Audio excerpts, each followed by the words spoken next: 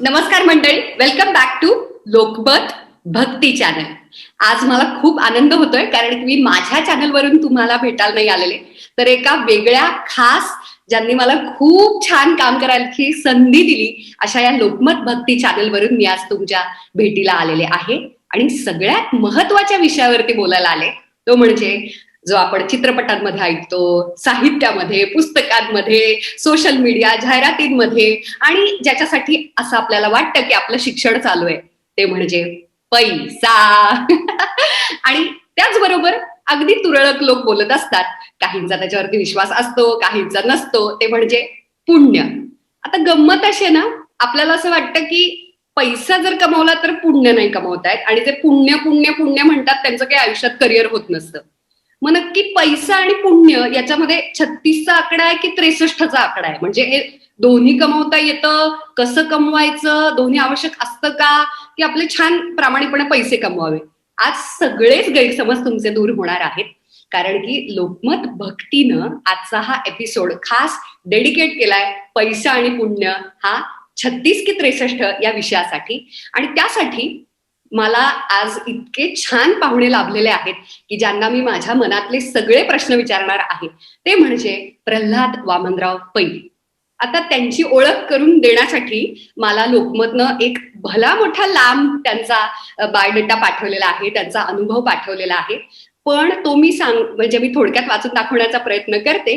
पण त्याआधी मला सगळ्यात महत्वाचं इथं सांगायचं आहे की मला आवडली ही गोष्ट की पैसा आणि पुण्य या दोन्ही गोष्टींवरती बोलण्यासाठी मुळात ज्यांना आधी पैसा कमवलेला आहे, ज्याचं करिअर झालेलं आहे, ज्यांचं लग्न झालेलं आहे, त्यामुळे ज्यांना आपले जे रोजच्या आयुष्यातले जे प्रॉब्लेम्स असतात संसारातले आणि करिअर मधले आणि ते ऑफिस पॉलिटिक्स आणि पैशासाठी वाटेल ते करणं वगैरे, तो सगळा स्ट्रगल ज्यांना माहितीये असे ते आहेत. नाहीतर आपल्याला असं बाहेर बघायला मिळतं की एकतर खूपच असे अगदी लग्न न झालेले किंवा ज्यांचं करिअर म्हणजेच मोटिवेशनल स्पीकर आहे आणि त्यांनी आयुष्यात कुठेच कधी कोणता जॉब केला नाही किंवा कुठे काम केलेलं नाही, तर दुर्दैवानं असे लोक गायडन्स करताना आपल्याला दिसतात. हरकत काहीच नाही, पण ज्यांना ऍक्च्युली अनुभव आहे पुण्याचा पण आणि पैशांचा पण, त्यांच्याकडून आपण हा विषय समजून घेणं मला वाटतं जास्त आवश्यक आहे. म्हणूनच आजचे जे आपल्याला लाभलेले प्रल्हाद वामनराव पै आहेत, तर ते सगळ्यात महत्वाचं खूप प्रेस्टिजियस अशा IIT पवई मधून बीटेक त्यांनी केलेलं आहे, त्याच्यामुळे ते उच्च शिक्षित आहेत. त्याच्यानंतर त्यांनी masters in administration management, administrative management मध्ये केलंय आणि ते पण पुन्हा एकदा एका prestigious Jamnalal Bajaj Institute of Management मधून, त्यामुळे त्यांचं कमाल शिक्षण झालंय. खूप मोठ्या मल्टीनॅशनल कंपनीमधून ते जनरल मॅनेजर या पदावरून ते रिटायर्ड झाले, त्यामुळे त्यांना खूप एक्सपिरियन्स आहे. त्याबरोबर ते वेगवेगळ्या देशांमध्ये जाऊन कामानिमित्त ते गेलेत, त्यामुळे त्यांना पाश्चात्य संस्कृतीबद्दल माहिती आहे, तिथले करिअर, तिथे कसे पैसे कमवले जातात, तिथली मुलं, तो स्ट्रगल पण त्यांना माहिती आहे. त्यामुळे ते ऑफकोर्स आपल्याला खूप छान गाईड करू शकतात. क्वालिटी मॅनेजमेंटमध्ये ते होते, त्यामुळे त्यांना माणसांच्या क्वालिटीबद्दल किंवा वेगवेगळ्या व्यक्तिमत्वांबद्दल माहिती आहे आणि भरपूर माणसांना ते भेटलेले आहेत, त्यामुळे त्यांना परफेक्ट गाईड आपल्याला करता येणार आहे. आणि याच बरोबर दुसरी पुण्याची बाजू म्हणजे कदाचित तुम्हाला माहितीच असेल, ती वेगळी ओळख करून द्यायला नको, पण सद्गुरू वामनराव पै जे खूप मोठे तत्वचिंतक आहेत आणि त्यांना खऱ्या अर्थानं सोशल रिफॉर्मर म्हणता येईल, कारण की त्यांनी खूप लोकांचे आयुष्य बदलली, समाज सुधरवला आणि सगळ्यात महत्वाचं हे सगळं करताना त्यांनी एक खूप छान कमाल संस्था स्थापन केली, एक ऑर्गनायझेशन स्थापन केली, जीवन विद्या मिशन नावाची, जी चक्क निरपेक्षपणे, म्हणजे आजचा विषय पैसा आणि पुण्य आहे, तर त्यांनी पैसा न घेता हे सगळं केलेलं आहे, विच इज व्हेरी रेअर. खूपच दुर्मिळ आहे ही गोष्ट. तर फारच कमाल शुद्ध हेतू असलेले असे खूप कमी लोक समाजामध्ये बघायला मिळतात आणि काम करतात, तर त्यातले एक सद्गुरू वामनराव पै आहेत आणि त्यांचा वसा चालू ठेवलेला आहे विथ न्यू टेक्नॉलॉजी आणि सगळ्या गोष्टी. ते म्हणजे वेगवेगळ्या कोर्सेस आहेत. तर मी आता वाचत होते, तर जीवनविद्या मिशनचे भरपूर अगदी लहान मुलांच्या पासून गर्भसंस्कार वगैरे पासून अगदी मोठ्या कॉर्पोरेट कंपन्यांमध्ये त्यांचे कोर्सेस होतात, इंटरनॅशनली परदेशामध्ये त्यांचे कोर्सेस झालेले आहेत. तर ते कोर्सेस स्वतः डिझाईन केलेत आणि पुण्याची कमाई केली आहे, ती म्हणजे प्रल्हाद वामनराव पैंनी. तर म्हणून मला खूपच कमाल एकतर गेस्ट इथे बोलवल्याबद्दल या विषयासाठी. त्यासाठी लोकमत भक्तीचं मला आधी कौतुक करायचंय. आणि प्रल्हाद वामनराव पैंना अगदी लाडानं सगळे दादा म्हणतात, त्यामुळे मी पण आता त्यांना दादा म्हणते. आणि पुन्हा एकदा लोकमतचे खूप आभार, मला ही संधी दिली आणि दादांचं मनापासून स्वागत. थँक्यू उर्मिला, चांगली माझी इंट्रोडक्शन करून दिली त्याबद्दल थँक्यू. येस, खूप आवडीचा विषय, महत्वाचा विषय, आणि हे काही कोणाला शिकवावं पण लागत नाही. लहान मुलाच्या पण हातामध्ये पैसा दिला तर ती मूठ वळते. त्यामुळे सगळ्यांना माहितीये की पैसा हा कमवायचा असतो. ओके, पण प्रॉब्लेम असा झालाय की आता सगळेच पैशांच्या मागे आहेत. ओके, जरी आपण त्याला अगदी वाईट वगैरे जरी म्हटलो तरी सुद्धा ते लोकही पुन्हा एकदा पैसेच कमवत असतात वाईट म्हणून सुद्धा. किंवा तो अतिशय दुःखकारक आहे आणि मग तो देवाच्या परमार्थाच्या मध्ये येतो असं म्हटलं तरी सुद्धा चालत नाही, कारण शेवटी भूक लागते.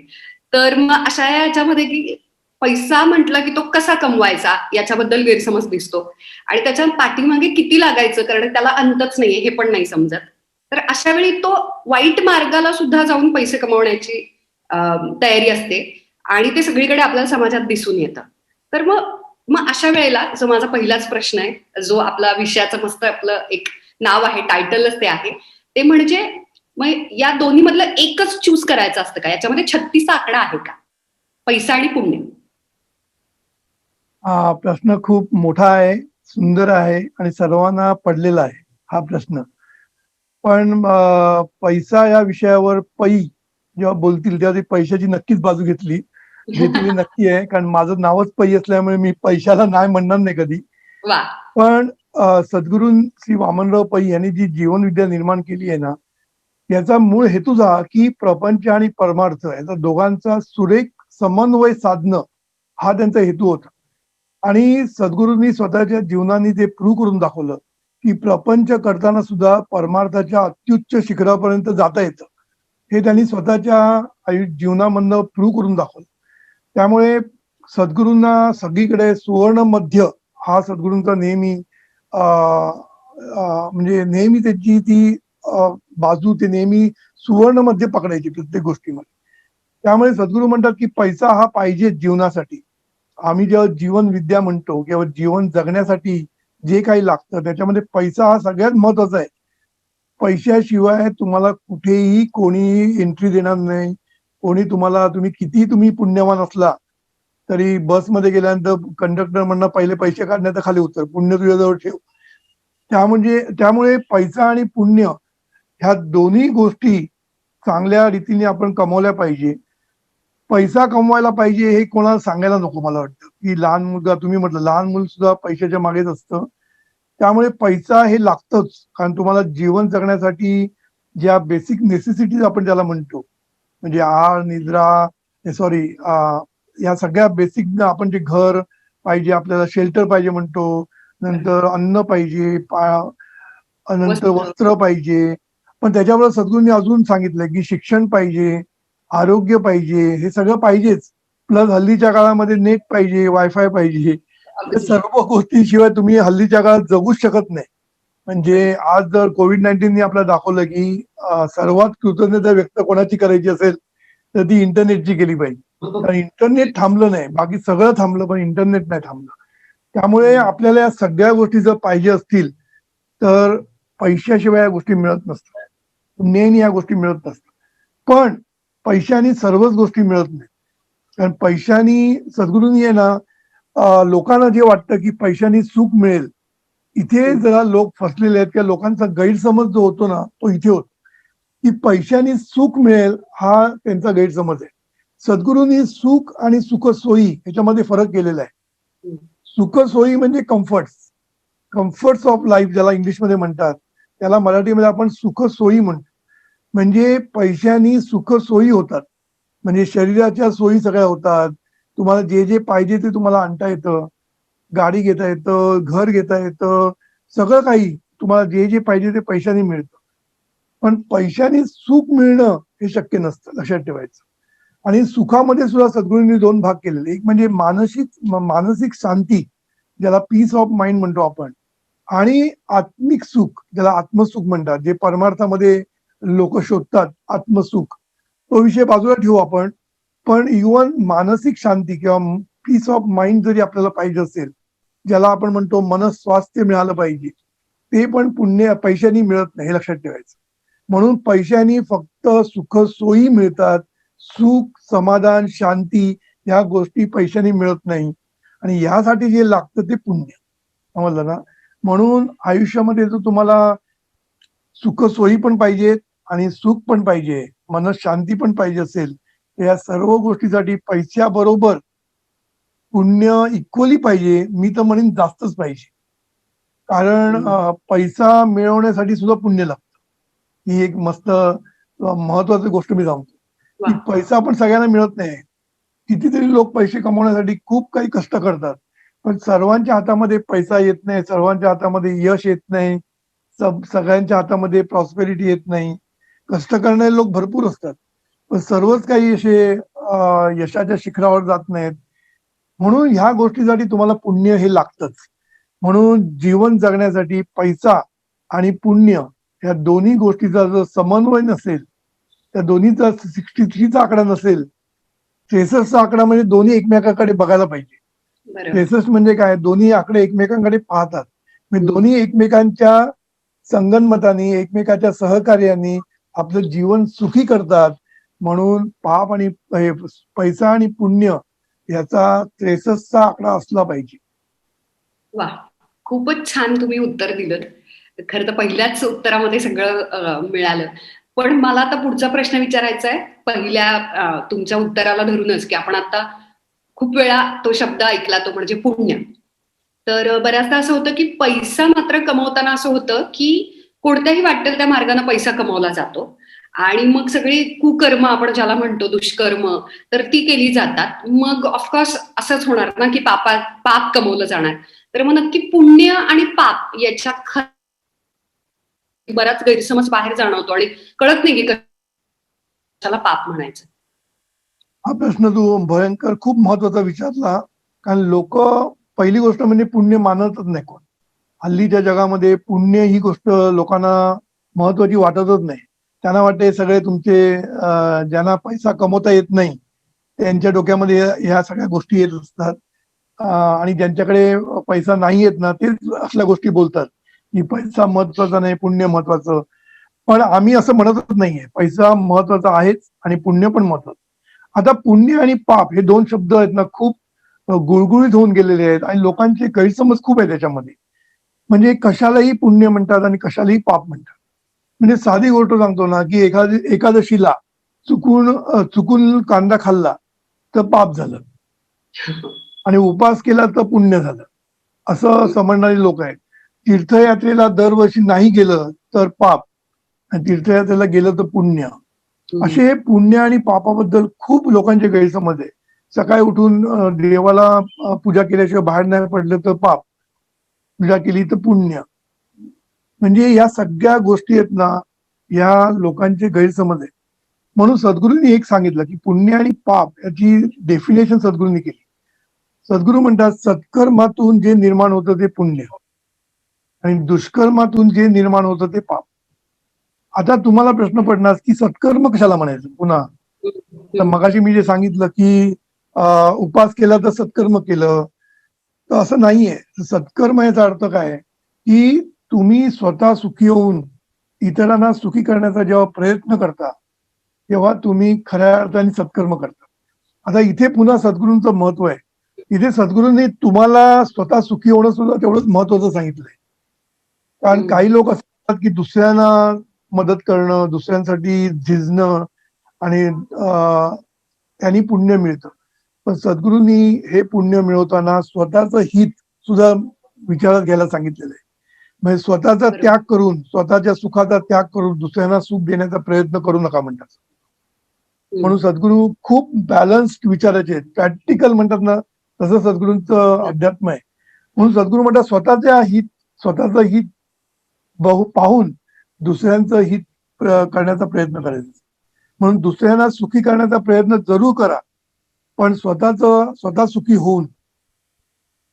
पण निदान स्वतः दुःखी न होता तुम्ही इतरांना सुखी करू शकता. लक्षात ठेवायचं. कळलं ना मला काय म्हणायचं ते. त्यामुळे पुण्याची व्याख्या करताना, सत्कर्माची व्याख्या करताना सद्गुरूंनी सांगितलं की तुम्ही सुखी होऊन इतरांना सुखी करण्याचा प्रयत्न जे करतात ते सत्कर्म करतात, आणि स्वतः सुखी होऊन दुसऱ्याला दुःखी करण्याचा प्रयत्न करतात किंवा स्वतः दुःखी होऊन दुसऱ्याला दुःखी होण्याचा प्रयत्न करतात, हे जे लोक आहेत ना ते पाप करत असतात, म्हणजे बरोबर. दुष्कर्म करत असतात. म्हणून सत्कर्म म्हणजे सद्गुरूंनी बऱ्याच रीतीने आपल्याला शिकवलेलं आहे. सत्कर्म म्हणजे काय की निसर्ग नियमानुसार वागणं म्हणजे सत्कर्म, हम्म. आणि निसर्ग नियमाच्या विरोधात जाऊन वागणं म्हणजे दुष्कर्म. आता निसर्ग नियम काय आहे की ऍक्शन तशी रिएक्शन, म्हणून तुम्ही जे काही कराल ते तुमच्याकडे मल्टिप्लाय अँड मॅग्निफाय होऊन तुमच्याकडे परत येणार, हा निसर्गाचा नियम आहे. बरोबर. त्यामुळे तुम्ही करतानाच विचार करा, तुम्ही जर वाईट केलं कोणाचं तर ते तुमच्याकडे परत येणार. बरोबर. समजलं? पण मग हे तसंच पैशाला पण लागू होतं, पैसे कमवण्याच्या त्याला मार्गाला. सुद्धा, म्हणजे पैसा पण कसा कमवायचा हे पण सद्गुरूंनी सांगितलं की पैसा जर तुम्ही चांगल्या रीतीने कमवला तर ते पुण्य आहे, नाहीतर ते पाप आहे. म्हणून पैसा हा कसा मिळवायचा, पैसा प्रामाणिकपणे चांगल्या कामाकरता, विधायक काम, म्हणजे त्याच्यामध्ये राष्ट्रहित पाहिजे, समाजहित पाहिजे, अशा कामासाठी जेव्हा तुम्ही काम करता आणि पैसा कमवतात कर्तव्य बुद्धीनी, आणि कुठलंही काय म्हणतात त्याला वाईट मार्गाने तुम्ही जर मिळवतात तर ते वाईट आहे. म्हणून पैसा हा नेहमी चांगल्या मार्गानेच मिळवला पाहिजे, आणि चांगल्या मार्गासाठीच खर्च केला पाहिजे, चांगल्या कामासाठीच खर्च केला पाहिजे, तरच त्या पैशातनं तुम्हाला पुण्य मिळतं. कळलं ना? हम्म. बरोबर. वा. आणि तो पैसा तुम्हाला उपयोगी पडतो आयुष्यामध्ये. आणि सद्गुरूंनी काय म्हटलंय की तुम्ही जर वाईट मार्गाने जर पैसा कमवला तर तुम्हाला तो तुमच्या आयुष्यामध्ये उपयोगी पडत नाही. हा एक महत्वाचा नियम सद्गुरूंनी सांगितला, निसर्गाचा नियम आहे. तुम्ही जर वाईट मार्गाने पैसा मिळवला आणि तो तुम्ही वापरायला गेला तर तो तुम्हाला त्रासदायक ठरतो. म्हणून आज बघा, ज्यांनी वाईट मार्गाने पैसा मिळवलाय त्यांची मुलं वाईट मार्गाने गेलेली आहे, आणि शेवटी त्यांच्या आयुष्याची वाताहत झालेली आहे. म्हणून ब्लॅक मनी ज्याला आपण म्हणतो, काळा पैसा हा, किंवा शॉर्टकटनी पैसा मिळवणं, हे सद्गुरूंना मान्य नाही. सद्गुरू म्हणतात पैसा भरपूर मिळव. पैसा मिळवण्याबद्दल सद्गुरू काहीच म्हणत नाही, पण पैसा मिळवताना काही गोष्टी लक्षात घे.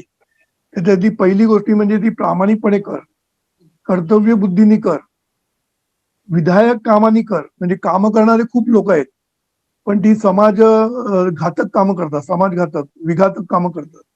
मग समाज हिताची कामं कर, राष्ट्राच्या हिताची कामं कर, आणि मग तू जो पैसा मिळवतो, आणि पुन्हा आपला वेळ आपल्या फॅमिलीसाठी दिला पाहिजे, आपला वेळ आपल्या आरोग्यासाठी दिला पाहिजे. हे सगळं जर करून तुला जेवढा पैसा मिळवता येईल तेवढा मिळव, तो पैसा तुला आयुष्यामध्ये उपयोगी पडेल. आज मी बघितलं ना, काही काही लोक पैशाच्या मागे एवढे लागतात की शेवटी त्यांचं आरोग्य खराब होतं, त्यांचं शरीर खराब होऊन जातं, आणि त्या पैशाचा त्यांना उपभोग पण घेता येत नाही, आणि आयुष्य त्यांचं फुकट जातं. म्हणून आरोग्य राखणं, पैशाच्या मागे लागून तुम्हाला वेळच मिळत नसं नाही. पैशाच्या मागे लागला तरी तुम्हाला वेळ तुम्ही काढला पाहिजे, आपल्या आरोग्यासाठी वेळ काढला पाहिजे, आपल्या फॅमिलीसाठी वेळ काढला पाहिजे. नाही तर लोक करिअरच्या मागे एवढे लागतात. म्हणून मी नेहमी म्हणतो की एखाद्या माणसाला ऑफिसमध्ये व्हाईस प्रेसिडेंटचं प्रमोशन मिळतं, आणि घरी येऊन बायकोचं घटस्फोटाची नोटीस येते, काय उपयोग आहे ना? त्यामुळे या दोन्ही गोष्टी बॅलन्स करून तुला जे काही पैसा मिळवता येईल, तुझ्या बुद्धिमत्तेवर, तुझ्या योग्यतेनुसार तू जेवढं काही मिळवू शकशील, तेही तुझी चांगली संपत्ती. वा. खूपच छान तुम्ही सांगितलं पाप आणि पुण्याई मधला, आणि पैसे कमवण्याच्या बाबतीत सुद्धा तो मार्ग चांगला असला पाहिजे, आणि त्याच्यातूनच सत्कर्म घडणार आणि पुण्य पण मिळणार. हे खूपच छान केलं. मगाशी तुमच्या उत्तरातून एक खूप छान मुद्दा आलेला, त्यालाच धरून मी एक प्रश्न विचारते की पैसा आणि पुण्य दोन्ही महत्वाचं आहे, दोन्ही आवश्यक आहे, आणि तुम्ही अजिबातच म्हणत नाही की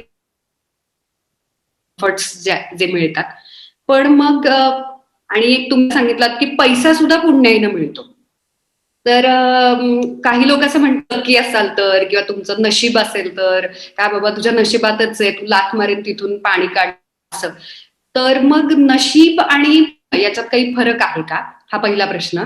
आणि दुसरा प्रश्न म्हणजे जसा पैसा आवश्यक आहे काय, पण मग पुण्याईनं पैसा कसा कमवता येतो? म्हणजे पुण्य असेल तर पैसा कसा काय येतो? हा, ते सांगतो तुम्हाला की आपण किती कष्ट केले. मी मगाशी सांगितलं की पैसा मिळवण्यासाठी लोक खूप काही करत असतात, पण सर्वजण यशस्वी होतात असं नाही. तुम्हाला जर यशस्वी व्हायला पाहिजे असेल तर तुम्हाला पुण्याईचा बॅकअप लागतो. म्हणून पुण्य ही गोष्ट आहे ना, जरा लोकांना त्याचं महत्व का नाही, कारण ती अव्यक्त आहे, दिसत नाही. तुझ्याकडे किती पुण्य आहे तुम्हाला माहित नाही, बरोबर ना? आपल्याकडे असं काय पासबुक नाही ना, बँकेचं पासबुक असतं आपल्याकडे किती पैसा आहे बँकेमध्ये, तसं पुण्याईचं पासबुक आपल्याकडे नाहीये. म्हणून पुण्य हे उपयोगी पडतं हे लोकांना पटत नाही. मग लोक काय म्हणतात, नशीब.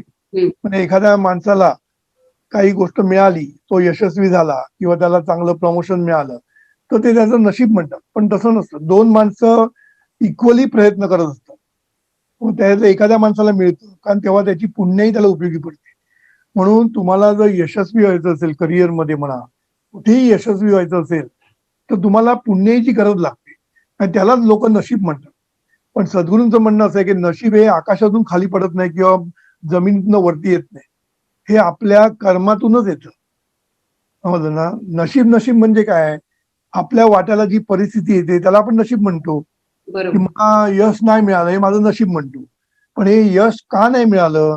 कारण तुझा कर्म, तुझं ते पुण्य तुझ्या पदरी नसल्यामुळे तुला ते यश मिळालं नाही. कारण हा बरोबर. साधा एक फॉर्म्युला लक्षात घ्या. काय माहितीये की सत्कर्मातून पुण्य निर्माण होतं आणि पुण्यामधून सुख निर्माण होतं.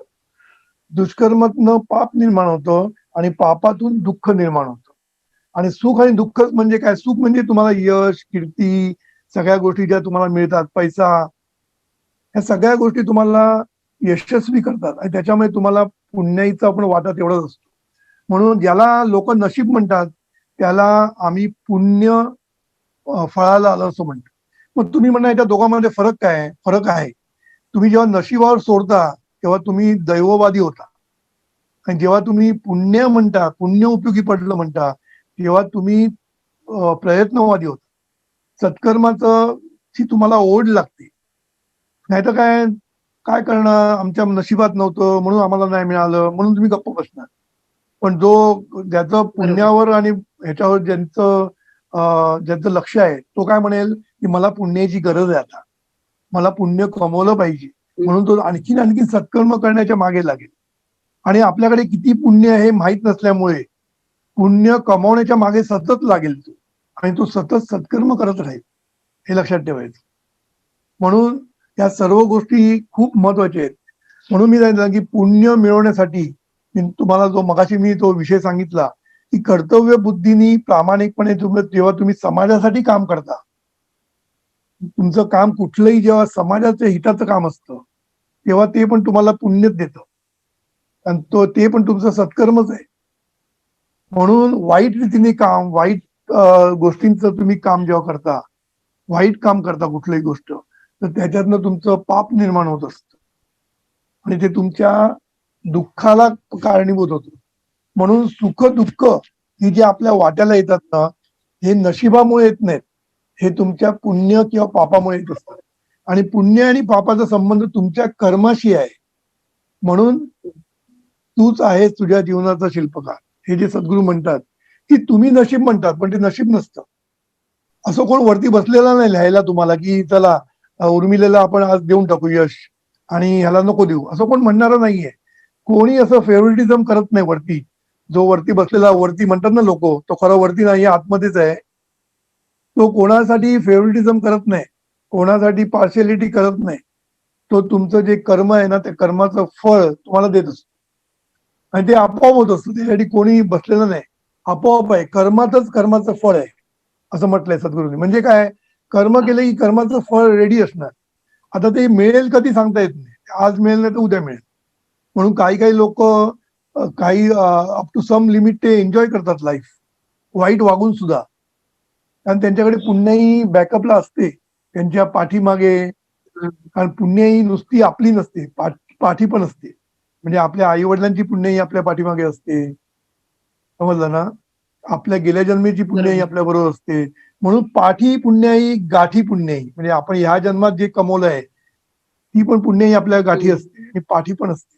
त्यामुळे गाठीपाठी जी पुण्याई आहे त्याचा उपयोग होतो आणि ती पुण्याई एकदा तुमची कमी कमी होत गेली की मग तुमच्या आयुष्यामधले दुःखाचे प्रसंग वाढत जातात.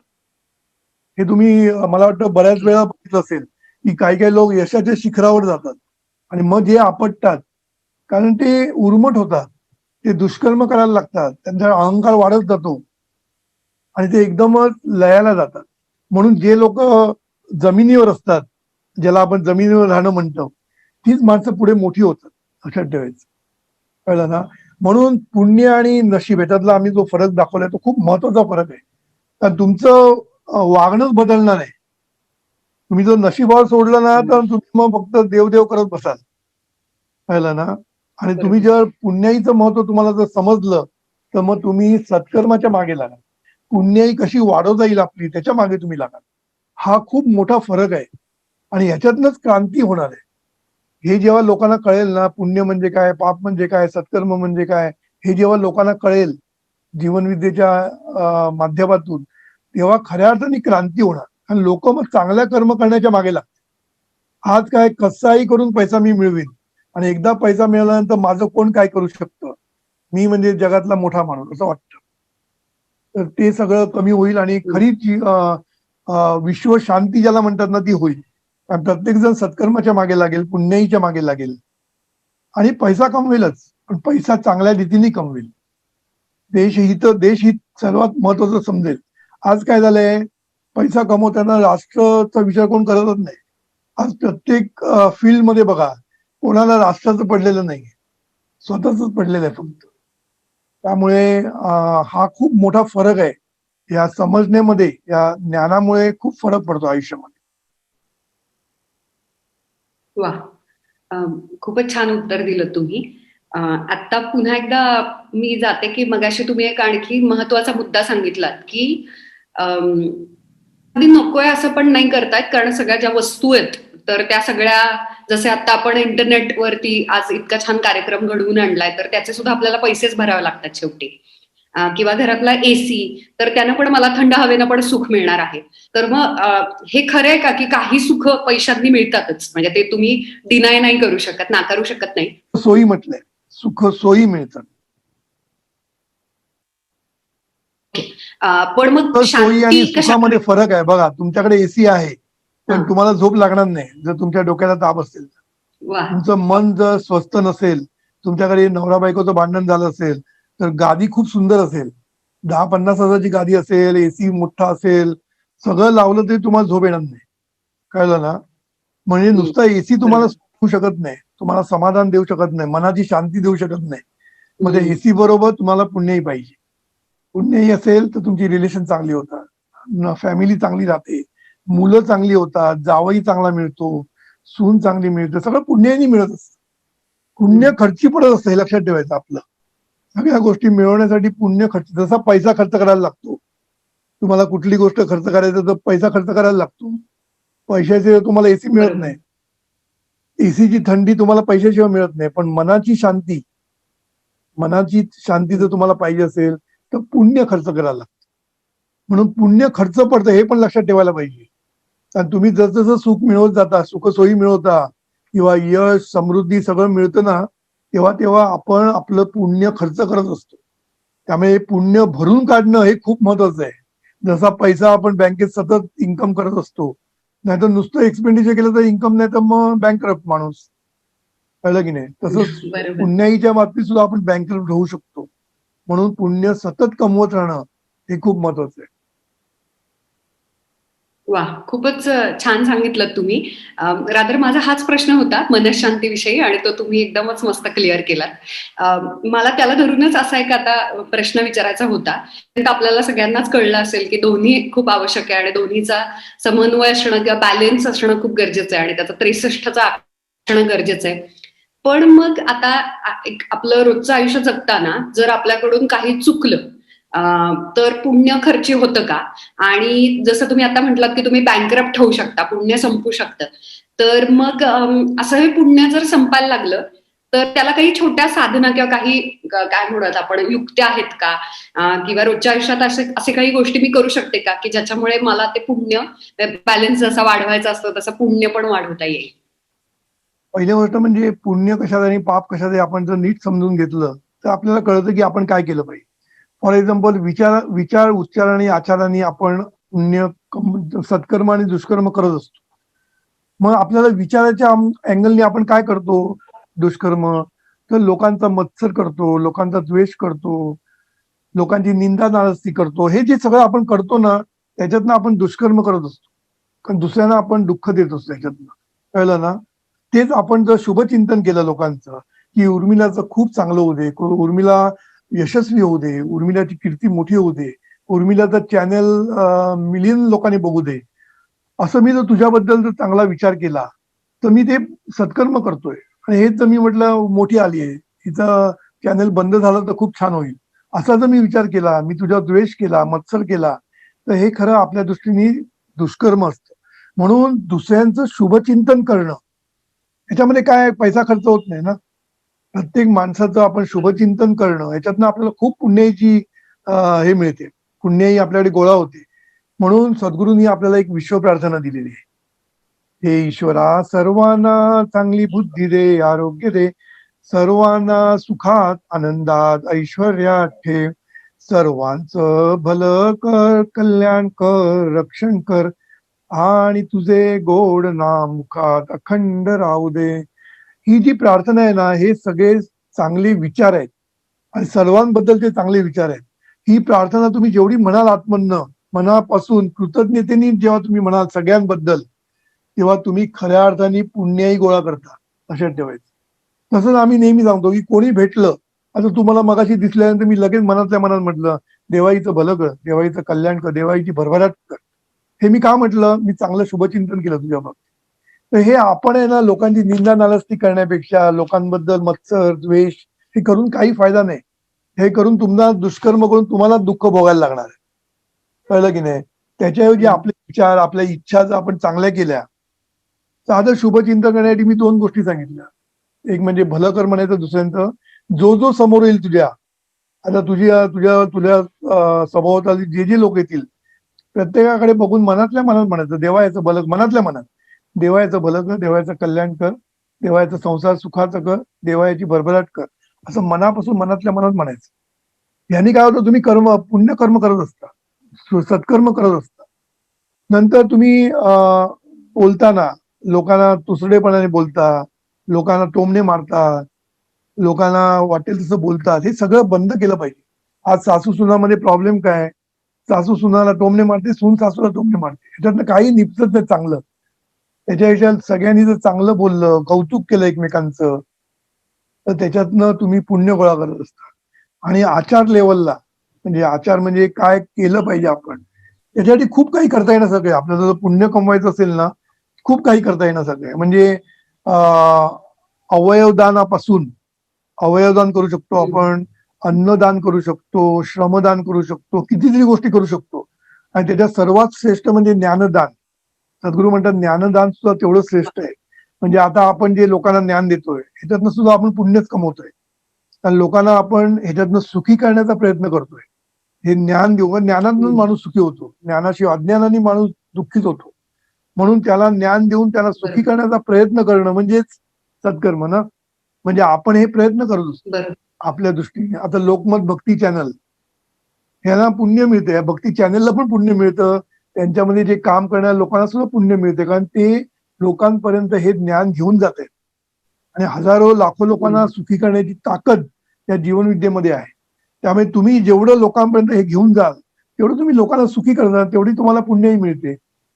आणि कमीत कमी सद्गुरू काय म्हणतात, तुम्हाला दुसऱ्यांचं जर कौतुक करता येत नाही तर निदान गप्प तरी बस, लोकांची निंदा नाराजगी करू नको. म्हणून सद्गुरू काय म्हणतात, दुसऱ्यांचं भलं नाही करता आलं तरी चालेल, पण दुसऱ्यांचं वाईट करू नको. दुसऱ्यांबद्दल कौतुक करता आलं तरी चालेल, पण त्याच्याबद्दल वाईट बोलू नको. म्हणजे सद्गुरू एवढं तुम्हाला मिनिमम सांगतात की ह्याच्यापेक्षा मला वाटत नाही मिनिमम कोण सांगू शकेल. म्हणून दुसऱ्यांना काही देता नाही आलं तर दुसऱ्यांचं ओरबाडून घेऊ नकोस. काही लोकांना काही ते देता पण येत नाही, पण त्यांचं ओरबाडून घेतात, ते तरी करू नकोस. कळलं ना? म्हणून दुसऱ्यांना सुखी करण्याचा प्रयत्न करलेच पाहिजे, पण नाही करता आलं तर निदान दुःखी करू नकोस. एवढं मिनिमम जर माणसाने केलं तर मला वाटतं माणूस पुण्याईचा साठा गोळा करेल आणि आयुष्यामध्ये त्याला कमीत कमी दुःख येतील. दुःख येणार नाही मी असं म्हणत नाही, कारण शेवटी आपलं प्रारब्ध असतं, आपली कर्म काय सगळीच परफेक्ट असतं असं नाहीये. त्यामुळे आपल्याला काही गोष्टी आपल्याला भोगायला लागतात आयुष्यामध्ये, पण ती भोगताना सुद्धा कसं भोगायचं हे पण सद्गुरू शिकवतात. म्हणजे आलेली परिस्थिती, म्हणजे वस्तुस्थितीचा स्वीकार करून त्याला सुरेख आकार कसा देता येईल हे शिकवते ती जीवनविद्या. जीवनविद्या काय करते की वस्तुस्थिती स्वीकारायला सांगते. म्हणजे कुठली गोष्ट आपल्या अंगावर आली ना, तू स्वीकार पहिल्यांदा, ऍक्सेप्ट कर. जेव्हा तू ऍक्सेप्ट करून निवांत होतो, तेव्हा तुझ्या पुढे खूप संधी उपलब्ध होतात. आणि तू जेव्हा निवांत नसतो आणि तू एकदम तडफडलेला असतो, तेव्हा तुला त्या संधी दिसत पण नाही. कळलं ना? त्यामुळे ही सगळी जीवनविद्येमध्ये आम्ही हेच शिकवतो सगळ्यांना, की सत्कर्म तुम्हाला करण्यासाठी कुठे बाहेर जायला नको. गेलं तर वाईट नाही, बाकीचं करा तुम्ही. अन्नदान, नंतर लोकांना मदत करणं, लोकांना पैशांनी मदत करणं सगळं करू शकतात. ज्यांच्याकडे पैसा भरपूर आहे ते लोक पैशाची मदत करतात, बरोबर. पण ज्यांच्याकडे पैसा नाही. खूपच छान तुम्ही मुद्दा सांगितला. मला हाच प्रश्न होता खरं तर, कारण की आपण सतत बाहेर ऐकतो की जो मोठा असतो त्याला दान करता येतो, म्हणूनच मोठ्या श्रीमंत लोकांचे अन्नछत्र वगैरे असतात किंवा खूप मोठे मोठे आश्रम आणि संस्थांमधून, मंदिरांमधून खूप मोठ्या प्रमाणात दान होत असतं. तर जे फिजिकली उठून दान करतात किंवा पैसा खिशातून काढून देतात, तसाच फक्त पुण्य कमवता येतं आणि तोच एक मार्ग आहे असं आपल्या डोक्यात असतं. तर आज मला पहिल्या विचारांमधून किंवा आपण दुसऱ्यांच्या विषयी काय चिंतन करतो, काय विचार करतो, काय इच्छा करतो आणि बोलण्यातून सुद्धा पुण्य कमाई करता येते आणि त्यानं पैसा पण मिळतो, हे नव्यानंच मला कळलं. कुठेही यशस्वी व्हायचं असेल ना, तर पुण्याची गरज होते. आणि कधी कधी आपण संकटात सापडतो ना, संकटात, तेव्हा सुद्धा आपली पुण्यही आपल्याला वाचवते. कधी कधी आपण संकटात सापडतो आणि म्हणतो बघ, आम्ही संकटात सापडलो होतो पण आम्हाला नशिबाने वाचवलं. ते नशीब वाचवत नसतं, पुण्यही तुम्हाला वाचवत असते. किंवा म्हणून कुठेतरी पुण्यही, देवासारखा धावून आला. हा, देवासारखं धावून आलं म्हणजे ती पुण्य तुमच्या उपयोगी पडत असतं. म्हणून पुण्याईचं महत्व पैशापेक्षाही जास्त आहे. कारण पैसा मिळवण्याची ताकद सुद्धा, म्हणजे पैसा मिळवण्यासाठी सुद्धा पुण्य लागतं. यश, समृद्धी, शांती, मनाची शांती सगळं मिळवण्यासाठी पुण्य लागतं. चांगले सद्गुरू मिळण्यासाठी सुद्धा पुण्यच लागतं. म्हणून परमार्थामध्ये तुम्हाला जर प्रगती करायची असेल तर चांगले सद्गुरू, आत्मज्ञानी सद्गुरू मिळणं सुद्धा पुण्याईनीच मिळतं. समजलं ना? म्हणून पुण्य हे सगळ्यात महत्वाचं आहे. पैसा पाहिजेच, पण पैशाबरोबर पुण्य पण तेवढंच महत्वाचं आहे, उलट जास्तच महत्वाचं आहे. वा, खूपच छान. आज खऱ्या अर्थानं बॅलन्स पण कळाला असेल आपल्या सगळ्यांनाच की काय महत्व आहे. आणि जेव्हा तुम्हाला त्याचं महत्व कळतं आणि त्याची खरी व्याख्या कळते, तेव्हा त्याचा 63चा आकडा करणं पण सोपं जातं. खरं तर सगळ्या प्रश्नांची माझ्या उत्तरं आज मला मिळालेली आहेत, पण तरी सुद्धा मला या निमित्तानं सांगायचं की जर कोणाला अजूनही पाप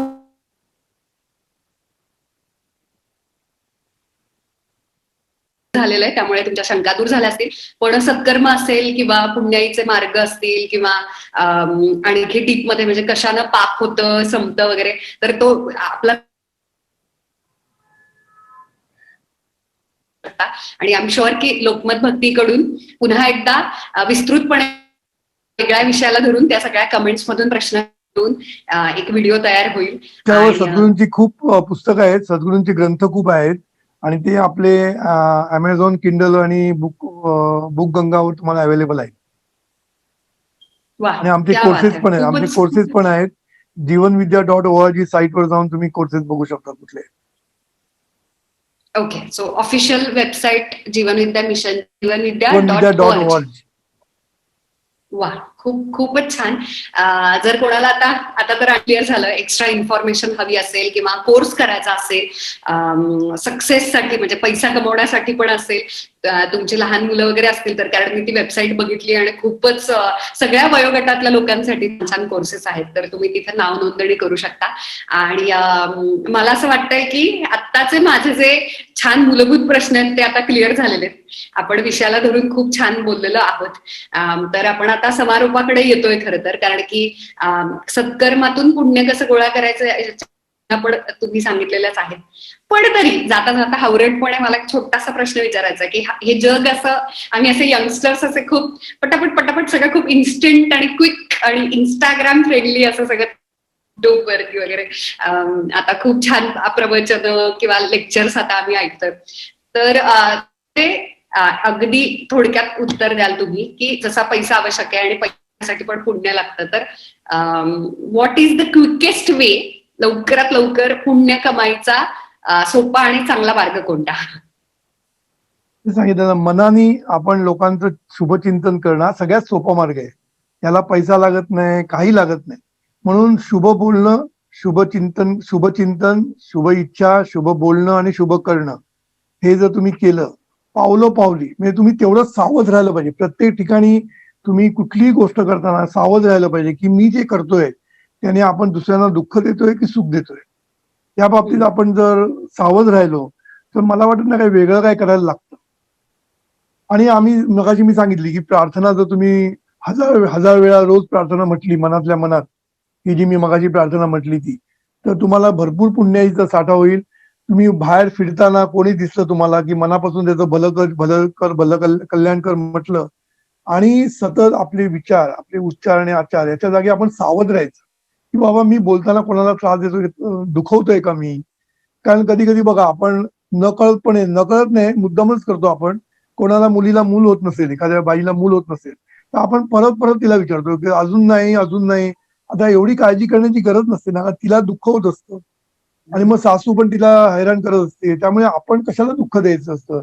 तिला मूल होईल न होईल तुला काय प्रॉब्लेम आहे. तू त्याच्यापेक्षा देवाकडे तू प्रार्थना कर की हिला चांगलं मूल दे म्हणून, असं तू प्रार्थना कर. उलट उगीच जाऊन लोकांना टोचत बसण्यापेक्षा. म्हणून आपल्याला जी सवय आहे ना लोकांना टोचायची, लावालावी करायची, याचं जाऊन त्याला सांग, त्याचं जाऊन ह्या जरी गोष्टी आपण कमी केल्या ना तरी भरपूर होईल. बाकी तुमचं सत्कर्म बाजूला. एवढं जरी तुम्ही चांगलं केलं मनापासून सर्वांना, दुसऱ्यांचं कौतुक केलं, दुसऱ्यांचं भलं कर असं चिंतन केलं. म्हणून सद्गुरू काय म्हणतात, शुभ चिंतावे, शुभ इच्छावे, वचनी शुभ बोलावे, शुभ कर्माच्या सामर्थ्याने करावे जीवनाचे सोने. हा साधा मंत्र आहे आपल्यासाठी. याच्यासाठी मोठं काही पैसा नको, याच्यासाठी मोठं काही करायला नको. समजलं नाही, सोपं तुम्हाला आम्ही हातात दिलेलं आहे. आणि त्याच्याविषयी चांगलं करण्यासारखं खूप कुठल्या आहे. वस्तू ते ज्यांना जमेल त्यांनी करावंच. त्यांना अवयवदान तर प्रत्येकाने करावं असं माझं म्हणणं आहे. आम्ही जीवनविद्या मिशन तर्फे अवयवदान हे अभियान राबवतो. तेव्हा अवयवदानासाठी तुम्ही जीवनविद्याला कॉन्टॅक्ट करू शकता.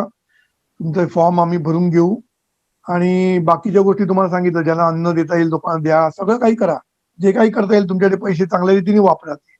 दारूमध्ये घालण्यापेक्षा मुलांना तरी जेवण मिळालं तर जास्त बरं, नाही का. तू जाऊन दारू ढोसण्यापेक्षा ते पैसे जर तू एखाद्या गरीब माणसाला अन्न दिलं तर ते जास्त बरं आहे. त्यामुळे या लहान लहान गोष्टीत तुम्ही भरपूर पुण्यकर्म करू शकता. म्हणून सावध राहा. सावध तो सुखी म्हटलंय सद्गुरूंनी. तर प्रत्येक कर्माच्या जागी इच्छा, उच्चार आणि आचार तुम्ही एकदम सावध राहिला तर तुम्ही पुण्याची भरपूर कमाई करू शकता. वा, खूपच छान. थँक्यू प्रल्हाद दादा पै की तुम्ही इतक्या तुमच्या बिझी शेड्यूल मधून आम्हाला वेळ दिलात. आणि पुन्हा एकदा लोकमत भक्तीचं खूप खूप खूप मनापासून आभार की तुम्ही इतका छान प्रकल्प राबवताय. कारण तसं डिजिटल आणि ओटीटी प्लॅटफॉर्मवरती खूप वेगळे विषय आणि खूप वेगळ्या गोष्टी सुद्धा अवेलेबल आहेत. तशा खूप चांगल्या आणि शहाणपणाच्या आणि इतका पैसा पुण्य याविषयी आणि उत्तम खरं मार्गदर्शन करणाऱ्या गोष्टी सुद्धा अवेलेबल आहेत. तर त्यानिमित्तानं मला सांगायचं होतं की आय थिंक जीवनविद्या मिशनचा सुद्धा जीवनविद्या नावाचा युट्यूबचा चॅनल आहे. त्याला पण तिथे पण तुमचे सगळे व्हिडिओज आहेत बघायला आणि सद्गुरू वामनराव पैंचे पण आहेत. ती जी विश्वप्रार्थना त्यांनी सांगितली आहे तर त्याला पण नक्की सबस्क्राईब करा. आणि त्या निमित्तानं मला जसं आता मला कळलंय की पुण्यही कमवायचं आहे आणि पैसाही कमवायचा आहे. तर त्या निमित्तानं मी अगदी आनंदानं असं सांगते की छान, माझा पण एक युट्यूब चॅनल आहे उर्मिला निंबाळकर नावाचा, ज्याच्यावरती मी फॅशन, ब्युटी, मेकअप अशा वेगवेगळ्या विषयांवरती व्हिडिओज करत असते. तर तिथे पण तुम्ही सबस्क्राईब करा. आणि सगळ्यात महत्वाचं, जर तुम्ही पहिल्यांदा लोकमत भक्तीच्या युट्यूब चॅनलवरती आला असाल आणि हा व्हिडिओ तुम्ही पहिल्यांदा बघितला असेल तर प्लीज प्लीज प्लीज सबस्क्राईब करायला विसरू नका. आणि चांगल्या गोष्टी पसरवायला हव्यात, त्याच्यामुळे अजिबात शेअर करू नका. आपण वाटेल त्या व्हॉट्सअपचे फॉरवर्ड आणि खोट्या बातम्या सुद्धा फॉरवर्ड करत असतो आणि विनोद फॉरवर्ड करत असतो. पण हे इतके चांगले विचार माझ्या मते खऱ्या अर्थानं शेअर करायला हवेत. त्यामुळे सगळ्यात जास्त लाईक्स आणि शेअर करा या व्हिडिओला आणि नक्की सबस्क्राईब करा अशाच वेगवेगळ्या कमाल व्हिडिओसाठी. पुन्हा एकदा खूप खूप थँक्यू प्रल्हाद पै दादा तुम्हाला आणि लोकमत भक्तीला. आणि असंच खूप छान लोकमत भक्तीकडून सत्कर्म घडत राहावं आणि त्यांची पण पुण्य कमाई होत राहावं. थँक्यू.